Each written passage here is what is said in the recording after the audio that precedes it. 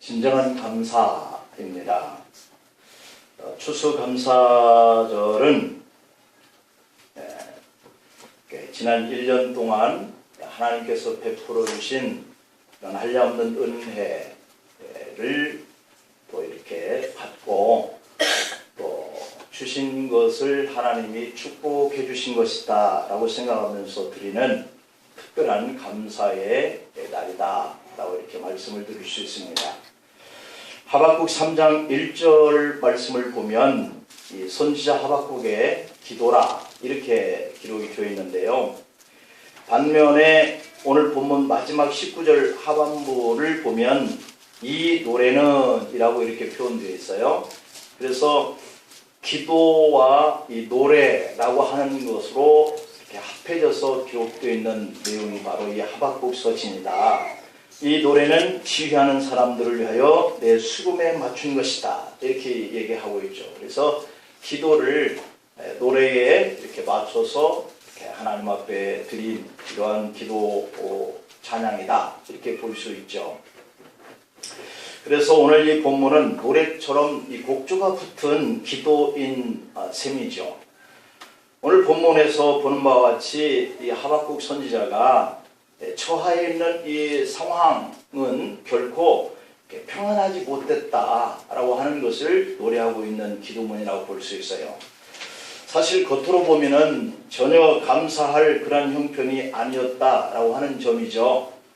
그럼에도 불구하고 이 하박국 선지자는 하나님 앞에 즐거워하고 기뻐하고 또 감사하는 것을 찬미와 기도로 영광을 돌리고 있다라고 하는 점입니다. 그것도 아무것도 없는 골방에 들어가서 혼자 독백처럼 하나님 감사해요 이렇게 노래 부르는 것이 아니라 지휘자를 통하여서 곡이 만들어진 것을 이렇게 온 회중 가운데에 이렇게 맞춰서 부르는 이런 감사의 고백이죠. 우리 찬양대에서 우리의 모든 것들을 감사하는데 깊은 찬양을 하나님께 드리자 하는 이런 곡조와 같이 자신들의 처해진 이 형편과 이 환경이 좋지 못한 것들임에도 불구하고 그것을 노래의 박자에 맞춰서 지휘자를 통하여서 이 고백을 노래로 하고 있다는 점이에요. 그래서 지휘하는 사람을 따라서 모두가 다 함께 불러진 이러한 하박국 서신이다 라고 이렇게 보면 되겠습니다. 하박국은 자신의 수금으로 즐거운 소리를 내면서 큰 기쁨으로 하나님을 찬미했는데 정말로 큰 기쁨의 환경이 있어서 그렇게 드린 것이 아니다 라고 하는 점이 오늘 이 본문에 기록된 내용이거든요. 그만큼 우리가 마음에 하나님을 향한 감사가 넘쳐나야 한다라고 하는 것을 반증하고 있는 부분이죠. 오늘 추수감사주의를 맞이하면서도 우리의 마음에는 아마도 이 하박국에 담겨져 있는 이런 비통함과 또는 이런 고통스러움과 이런 좋지 않는 이런 환경에 처해 있는 분이 계실지도 모르겠어요. 그럼에도 불구하고 이 하박국의 지휘자에 따라서 곡조에 맞춘 찬양을 그러한 형편을 그대로 고백하고 기뻐하고 즐거워했던 이들처럼 오늘 저희들도 그렇게 되기를 간절히 소망합니다.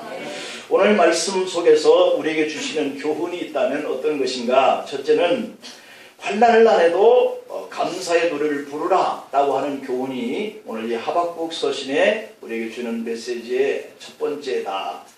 환난 날에 정말 감사하면서 기뻐할 수 있을까?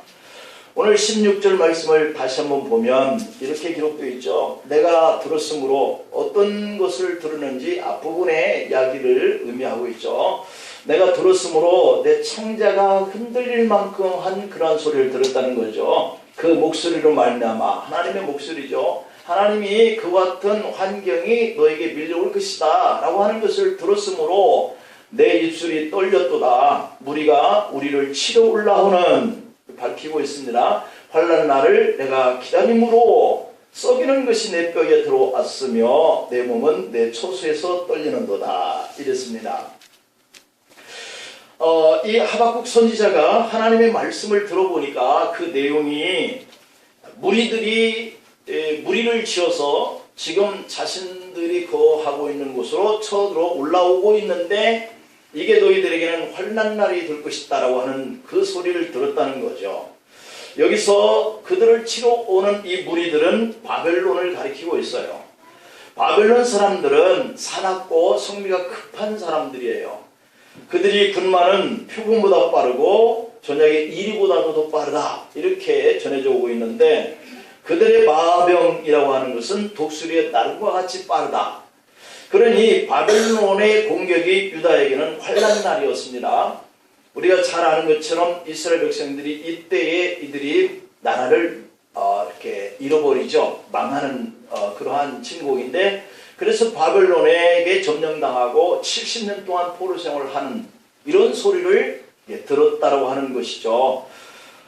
그런 하박국이 1장을 보면은 선지자 하박국이 하나님 앞에 두 가지의 질의를 합니다. 이러한 소리를 듣고 어떤 질의를 하느냐면 첫째 질의는 왜 하나님이 부패한 이 유다의 죄악을 그대로 방치하시는 겁니까? 라고 하는 질의였어요.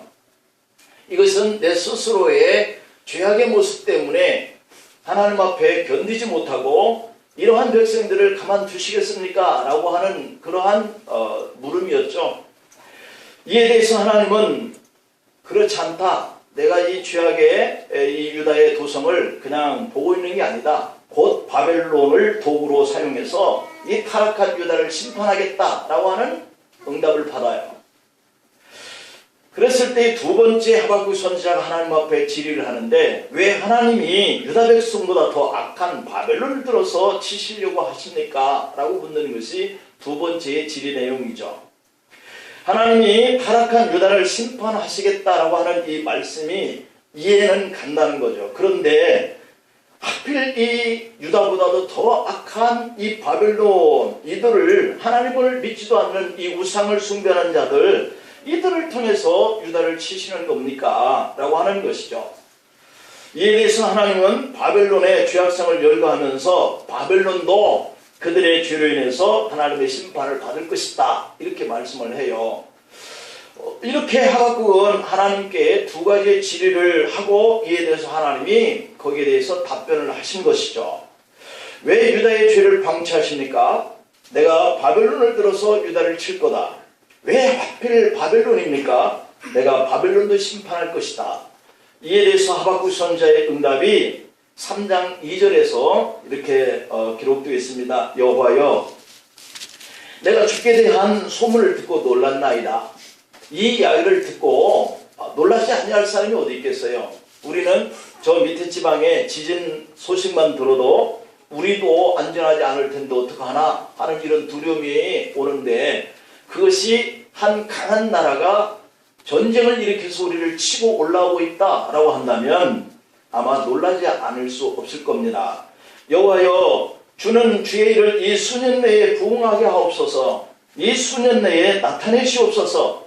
진노 중이라도 긍휼을 잊지 마옵소서 라고 이렇게 말을 해요. 하박국 선지자는 하나님께로부터 놀라운 말씀을 들은 겁니다. 하나님은 이 바벨론을 들어서 유다를 심판할 거라는 거죠. 그런 후에 바벨론도 하나님이 심판할 거라는 거예요.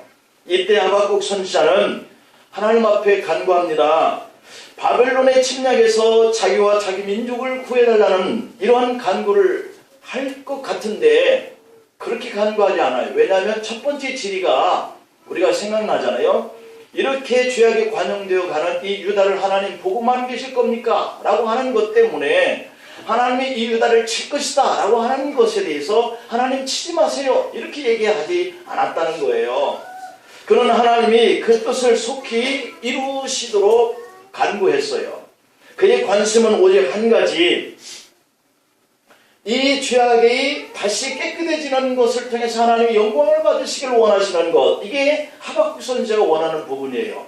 비록 이 유다에 환난이 와서 전쟁이 와서 이들이 망할지라도 이들이 다시 하나님을 붙들고 마음을 돌이켰으면 좋겠다라고 하는 것이 하박국 선지자가 바라보는 의도였기 때문에 이들이 치러 올라오는 이 유다의 환난을 바라보면서도 하나님 이 환난을 막아주세요 이렇게 기도하지 않았다는 거죠.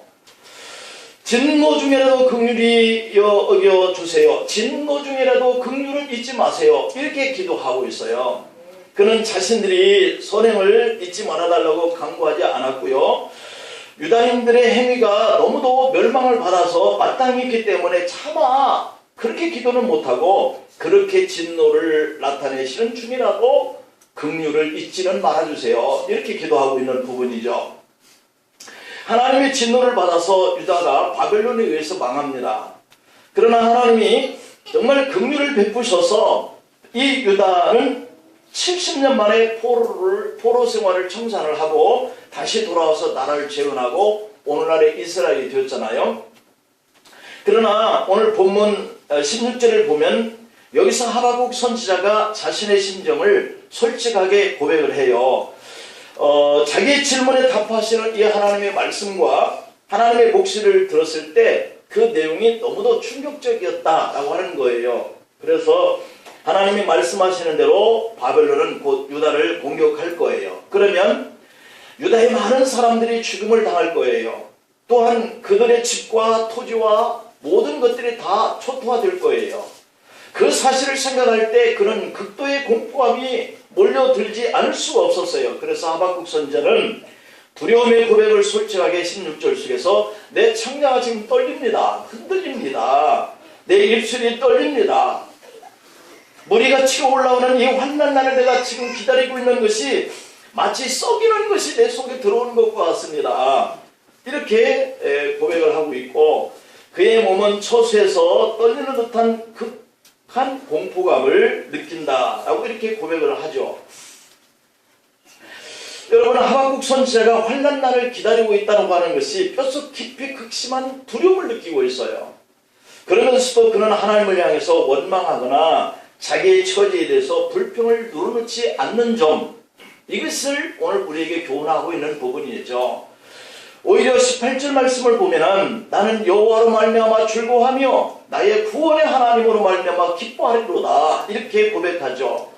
하박국 선지자가 극도의 환난을 눈앞에 두고도 하나님을 통해서 기뻐하고 하나님께 영광을 돌린다라고 고백을 하고 있다는 점, 사실 사람의 감정은 좋은 환경 속에서 감사하는 것이 너무도 당연한 일입니다. 여기 계시는 우리 모든 사람들이 다 같은 마음일 거예요.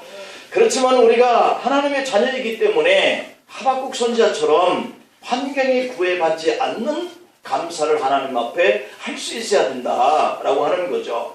감정에 흔들리지 않고 여호와로 말미암아 즐거워할 수 있고 나의 구원에 하나님으로 인하여서 기뻐할 수 있다라고 고백할 수 있기를 간절히 축복합니다. 그 다음에 두 번째로는 환난 때에도 하나님을 바라보라는 거예요. 오늘 17절 말씀을 볼까요? 비록 무화과나무가 무성하지 못하며 포도나무에 열매가 없으며 감람나무에 수출이 없으며 밭에 먹을 것이 없으며 우리의 양이 없으며 외양간에 소가 없을지라도 라고 이렇게 하고 있죠. 하나님이 말씀하신 대로 이제 바벨론은 유다를 차곡하게 짓밟을 겁니다. 그 결과 유다는 망할 것이고 유다는 아무것도 남지 않을 수도 있는 상황인 거죠. 하박국 선지자는 그 비참해질 유다의 상황을 그래서 6가지로 이렇게 나열을 했는데요. 첫째는 무화과나무가 무성하지 못할 거다. 둘째는 포도나무에 열매가 없을 것이다. 셋째는 감람나무에 소출이 없을 거다. 넷째는 밭에 먹을 것이 없을 것이다. 다섯째는 우리의 양이 없을 것이고 여섯 번째로는 요양간에 소가 없을 것이다. 이것이 바로 우리가 바라고 열심을 다해서 땀 흘리는 그런 열매들이잖아요. 그런데 그것들이 없을 것이다 라고 하는 이런 상황 속에서도 내가 하나님을 바라볼 수 있을 것인가 하는 물음이죠. 도전입니다. 바벨론이 짓밟고 간 이 유다의 땅은 이렇게 황폐해질 것이라는 겁니다. 그 환란이 지나간 자리에는 열매도 식물도 짐승도 남지 않을 것이라는 거예요. 그런데 하박국 선지자가 오늘 본문 17절에서 말씀한 것처럼 처음과 끝에서 이 비록이라고 하는 이 단어와 없을지라도 라고 하는 이 단어를 사용하고 있다는 거예요. 비록, 없을지라도 라고 하는 이 두 단어, 이것은 하박국 선지자가 자신이 처한 모든 비극적인 상황을 승화시키고 감사로 바꾸어 놓은 그런 매우 수준 높은 단어를 쓰고 있다는 거죠. 비록 그럴지라도, 비록 없을지라도. 하박국 선지자가 오늘 18절에 보면은 나는 여호와로 말미암아 즐거워하고 나의 구원의 하나님으로 말미암아 기뻐한다. 그냥 하박국 선지자는 환난 날을 알고 기다리는데 그것이 입술이 떨리고 마치 이 뼛속에, 내 심장 속에 썩어지는 것이 들어오는 것과 같은 그러한 두려움인 거예요. 그런데 그것을 모르고 지나가는 사람은, 있는 사람은 괜찮겠지만 당할 때까지는, 그러나 알고 당하는 사람은 얼마나 두렵겠어요. 그의 눈앞에 펼쳐질 이 환난의 상황은 참으로 비참했죠. 알고 당하는 환난의 모습에 두렵고 떨 수밖에 없었죠. 그러나 하박국 선지자는 현재의 상황에 빠져들지 않습니다. 그리고 그 순간에도 하나님을 바라보는 거예요. 왜냐하면 하나님은 신실한 분이시기 때문인 줄 믿습니다. 여러분에게도 하나님은 신실한 하나님이시기를 믿습니다. 이미 앞부분에 이 하박국의 내용을 아시는 분은 이미 하박국 2장 4절에 보면 보라 그의 마음은 교만하며 그 속에서 정직하지 못하나 의인은 그의 믿음으로 말미암아 살리라 이렇게 약속하고 있어요. 비록 환난이 지나가고 난 다음에도 믿음의 의인들은 그 믿음 때문에 산다, 이런 약속을 이미 주셨어요. 그러므로 하박국 선지자는 하나님의 말씀에 의지하면서 그 환난에 두렵고 떨리는 그 속에서도 하나님을 바라보고 있는 거예요. 우리도 그렇게 할 수 있기를 축복합니다. 그리할 때 그는 그 어두운 현실 속에서도 신실하신 하나님을 인하여 즐거워할 수 있었고 자신을 구원하실 하나님으로 말미암아 기뻐할 수 있었다라고 하는 겁니다. 그 다음에 마지막으로 세 번째로는 하박국 선지자처럼 우리가 소망을 가지고 살자는 겁니다. 환난이 오는 그 속에서 우리가 하나님을 바라보고 또 이 하박국 선지자처럼 그런 환난 속에서도 소망을 우리가 갖자는 건데요. 오늘 19절 말씀에 보면은 주 여호와는 나의 힘이라 나의 발을 사슴과 같게 하사 나의 높은 곳으로 다니게 하시리로다 이랬어요. 그리고 이것을 노래로 그 곡을 만들어서 주의줄 하여금 찬양하게 했다 그랬는데, 하박국 선지자가 당면한 현실은 그야말로 전쟁이라는 환난으로 인해서 암울했다라고 하는 거죠. 그럼에도 불구하고 그는 낭망하지 않았다. 왜냐하면 하나님의 신실하신 약속을 믿고 반드시 하나님은 자신을 구원해 줄 것이다 라고 하는 이 소망을 가졌다는 거예요. 그래서 하박국은 비록 없을지라도 감사를 하나님께 노래하고 고백해요. 하박국 선지자는 주 여호와의 하나님이 자기의 힘이 되심을 믿는다라고 고백해요. 하박국은 무화과나무와 포도나무와 감람나무와 밭과 우려와 외양간 안에 아무것도 없어도 자기는 하나님을 바라보고 하나님을 소망하겠다는 거예요. 하박국은 하나님이 그에게 힘이 되셔서 자신의 발을 사슴과 같게 해서 높은 곳으로 다니게 할 것이다 라고 하는 이런 소망을 가져요. 사슴은 약한 짐승이잖아요. 그러나 그 발에는 힘이 있어서 험산 줄령도 높이 뛰어넘는다고 그래요. 마찬가지로 우리도 신앙인들은 약합니다. 그러나 우리가 하나님을 소망으로 삼으면 반드시 하나님이 우리의 힘이 되실 줄로 믿습니다. 하나님이 환난 날에도 우리를 돌아보고 계시고 환난 날의 환경 속에서도 회복하게 하시는 분이시고 하나님을 바라보고 감사하는 믿음의 성도들에게는 소망 가운데로 인도하시는 그런 하나님이시고 그렇게 또한 높여주시는 이러한 역사로 화답하시는 분이심을 믿으시기를 축복합니다. 기도하십니다. 하나님 아버지, 비록 내게 열심히 만들어 놓은 그것들이 무너지고 깨트려지고 사라진다 할지라도 비록 내가 거둬야 할 것들이 아무것도 보이지 않는다 할지라도 그 속에서도 내가 하나님을 바라볼 수 있는지, 그 속에서도 내가 믿음을 지키고 소망을 가질 수 있는지, 그 속에서도 내가 노래하며 하나님 앞에 기도하는 고백을 할 수 있을지, 오늘 이 하박국 선지자는 우리의 믿음의 사람으로 우리에게 귀한 본을 보여주며 우리도 그와 같기를 원합니다. 우리들이 살면서 아픔을 당하고 어려움을 당하고 시련과 고통을 당하는 속에서도 결코 감사를 잃어버리지 않는 믿음의 자리에 서서 하나님을 신실하게 여기고 소망 가운데 살아가기를 간절히 원하고 예수님의 이름으로 기도하옵나이다. 아멘.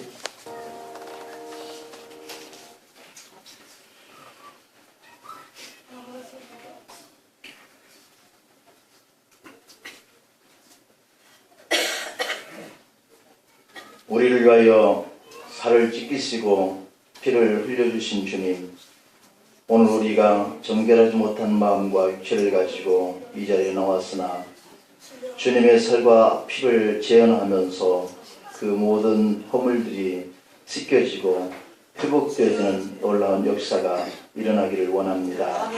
하나님, 참여하는 모든 이들에게 심령이 거룩해지고 깨끗게 하여 주시고 이것을 통해서 우리가 주님과 하나 되는 역사가 일어나기를 원하고 온 성도들이 함께 교제하며 아름다운 성도의 나눔을 가질 수 있도록 역사하여 주시옵소서. 예수님의 이름으로 기도하옵나이다.